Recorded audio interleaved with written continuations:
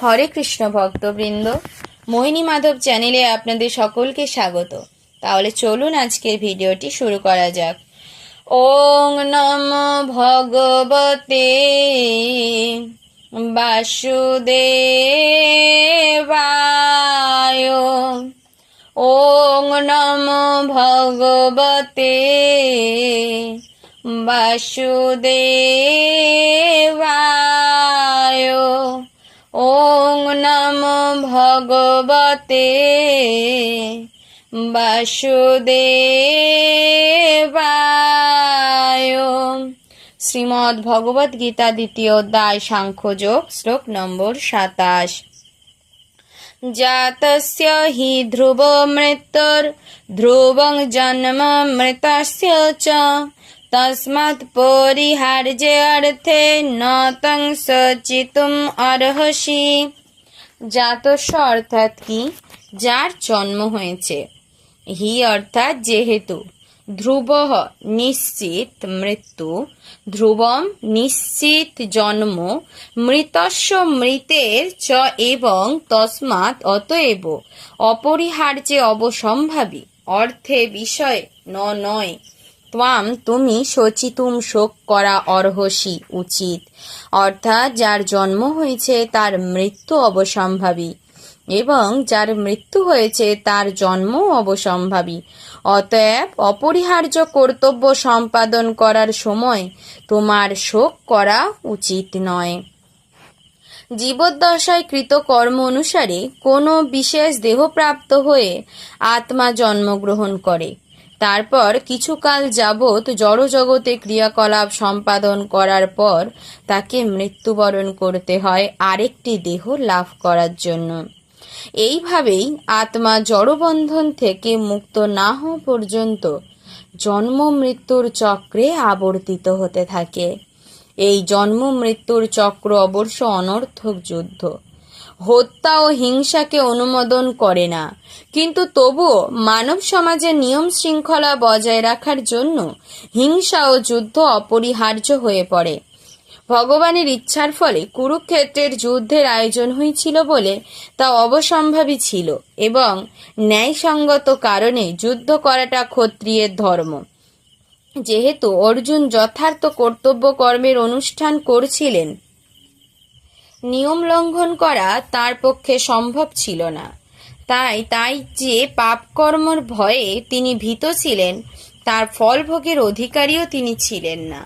তার কর্তব্য কর্ম থেকে বিরত থাকলেও মৃত্যুর হাত থেকে তিনি তার আত্মীয় স্বজনদের রক্ষা করতে পারতেন না, কিন্তু ভুল কর্মপন্থা অবলম্বন করার জন্য তিনি অধোগামী হতেন। অব্যক্তাদীনি ভূতানি ব্যক্ত মধ্যানি ভারত অব্যক্ত নিধনানি এব তত্র কা পরিদেবনা। অব্যক্তাদীনি অর্থাৎ কি? যা পূর্বে অপ্রকাশিত। ভূতানি অর্থাৎ সমস্ত প্রাণী সমূহ। ব্যক্ত মানে কি? প্রকাশিত। মধ্যানি মাঝখানে, ভারত হে ভরত বংশজ। অব্যক্ত অপ্রকাশিত, নিধনানি বিনাশের পর, এবং এমনই তত্র সুতরাং কা কি পরিদেবনা শোক। হে ভারত, সমস্ত সৃষ্ট জীব উৎপন্ন হওয়ার আগে অপ্রকাশিত থাকে, তাদের স্থিতিকালে প্রকাশিত থাকে এবং বিনাশের পর আবার অপ্রকাশিত হয়ে যায়।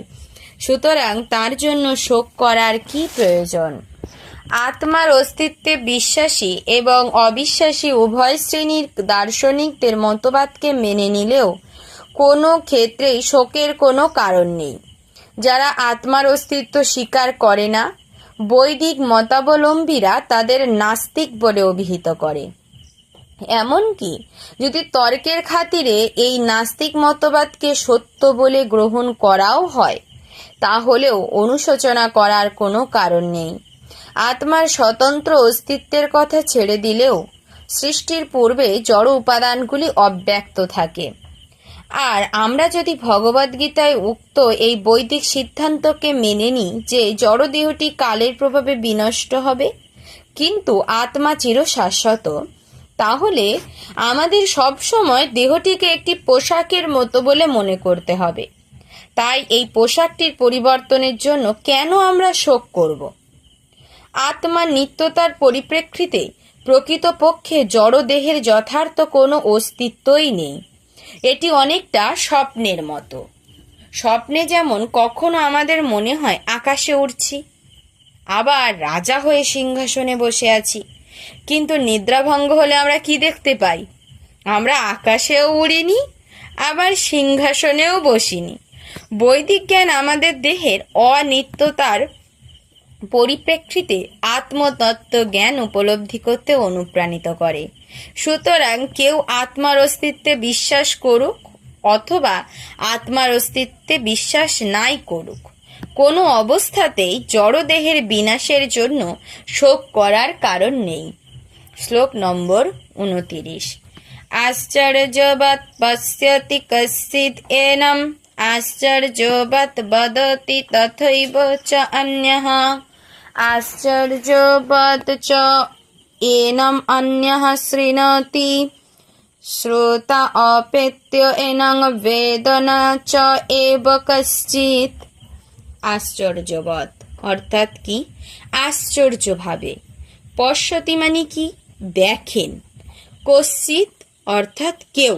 এনম এই আত্মাকে আশ্চর্যবৎ আশ্চর্যভাবে, বদতি বলেন, তথা সেভাবে এব নিশ্চিত চ ও অন্যঃ অপর কেউ আশ্চর্যবৎ তেমনই আশ্চর্যভাবে চ ও এনম এই আত্মাকে অন্য কেউ শৃণোতি শ্রবণ করেন।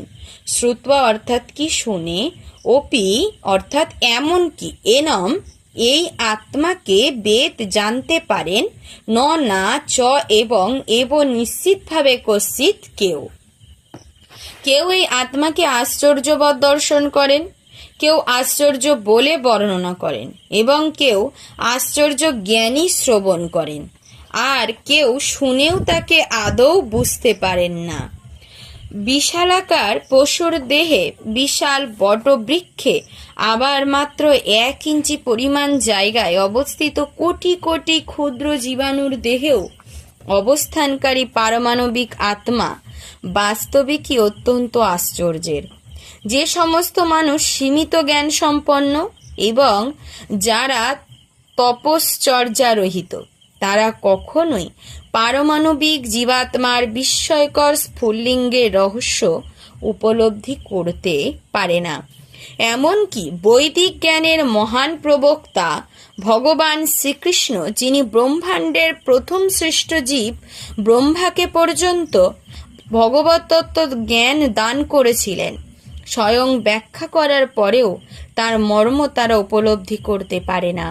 স্থূল জড় ধারণার দ্বারা প্রভাবিত হয়ে পড়ার ফলে বর্তমান যুগের অধিকাংশ মানুষ কল্পনা করতে পারে না কিভাবে এত ক্ষুদ্র একটি কণিকা এত বৃহৎ ও এত ক্ষুদ্র হয়ে উঠতে পারে।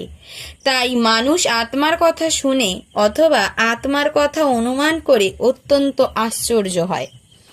মায়া শক্তির প্রভাবে মোহচ্ছন্ন হয়ে পড়ার ফলে মানুষ তাদের ইন্দ্রিয়ের তৃপ্তি সাধনের বিষয়ে এতই ব্যস্ত যে আত্মতত্ত্ব সম্বন্ধে উপলব্ধি করার সময় পর্যন্ত তাদের কাছে নেই। যদিও এই কথাটা সত্য যে এই আত্মোপলব্ধি ছাড়া জীবন সংগ্রামে তাদের সমস্ত প্রচেষ্টাই শোচনীয় পরাজয়ে পর্যবসিত হবে।